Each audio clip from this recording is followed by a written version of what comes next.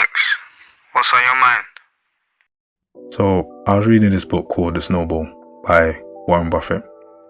This chapter that I was reading in particular, chapter 42, it said that Warren Buffett paid himself $50,000 a year, even though the guy was already a millionaire, or he was even becoming a billionaire. Eventually, he bumped it up to 100,000k. Now, I was thinking to myself, 100k, that's that six-figure number that everyone online is always shouting about. You know, with stuff like, you ain't a real man unless you earn six figures. And some women even saying they won't even look at you unless you're bringing in 100k or six figures. So I asked ChatGPT that, what does $100,000 a year actually look like after tax in the UK? Let's break it down, because this six-figure dream, yeah, it's not what you think. But before we get into that, here's something important to know. If you earn under £100,000, you still get your full tax-free personal allowance, which is £12,570. That means that the first chunk of your income isn't taxed at all. Once you go over 100k, in fact, even if you make exactly on the dot £100,000, you still get your tax-free personal allowance. But once you go over, the government starts taking that away bit by bit until it disappears completely at £125,000. And guess what? Some smart people actually make an effort to stay just under the 100k mark to keep their allowance. How do they do it? Simply, they pay into pensions to reduce taxable income. They use salary sacrifices for things like electric cars or childcare, or make charitable donations that qualify for tax relief, because losing that allowance means you're getting taxed harder, and nobody wants that. There's a reason why billionaire Warren Buffett only paid himself $100,000 back in the day. The guy understood value, I'm straight. But anyway, again, what does 100k or £100,000 actually get you in the UK in 2025? Right, let's talk about taxes. If you earn exactly 100k, £100,000 in the UK, you keep your personal allowance. But once you go over, even if it's just by £1, you start to lose it. Every £2 earned above 100k reduces your allowance by £1 until it's completely gone at £125,140. That's right. After that, no tax-free band for you.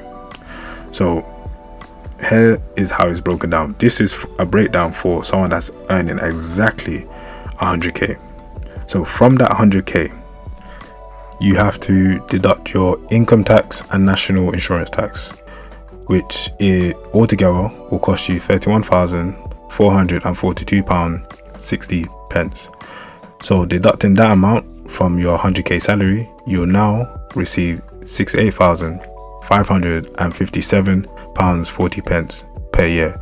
That's around £5,713.12 per month, according to read.co.uk. Okay, so let's say you're living in London. On average, rent alone can hit around £2,088 a month on average, according to ChatGPT. But let's say you're lucky and you strike a good deal with your landlord and you're paying £2,000 a month. Taking away the other expenditures, such as food and transport and utilities, council tax and etc. so forth. I'll put it on the screen, the breakdown, but the total for the expenses, let's say it adds up to £3,188.80. So taking that amount from your monthly payment of £5,713.12 would leave you £2,524.32. You know, so you've covered all your expenses, but this doesn't include savings, kids, a car, or student loan. But excluding those things, if you're single, you're living relatively comfortably. right? But if I am to add car expenses and the expense of having one child, the breakdown will be on the screen. So just random numbers, like car expenses, let's say you're paying per month £430 per month, and for one child expenses, you're paying £1,575 a month. Adding those two expenses together will give you £2,005 a month. So taking that £2,005 from the rest of your salary, which is still £2,524.32, after the deductions, you get £519.32 per month, and that's not a lot of money. Like, you can't really save on that. So gonna have to put the champagne on ice for a moment. Now, when you start earning over 100k and you're now in the tax bracket of 100k and 125k, you start losing your personal allowance, as I said before. So every £2 you earn above your 100k, you lose £1 in your allowance. This means you're effectively being taxed at 60% in that tax bracket range, because you lose your tax-free allowance. This is why many people try to avoid this zone by putting more money into their pensions, charities, and making salary sacrifices.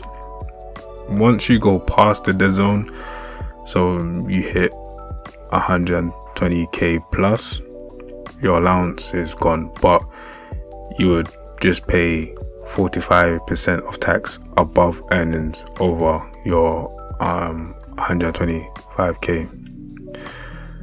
So just because you're earning six figures, it doesn't necessarily mean you can ball out due to all the taxes you have to pay. Plus, let's put things into perspective. The average salary in the UK is around 33k or 33,000. The average salary, particularly in London, is about 41,000. But we have to take in consideration the cost of living in London is quite expensive. Now, only about 4% of UK earners make over 100k.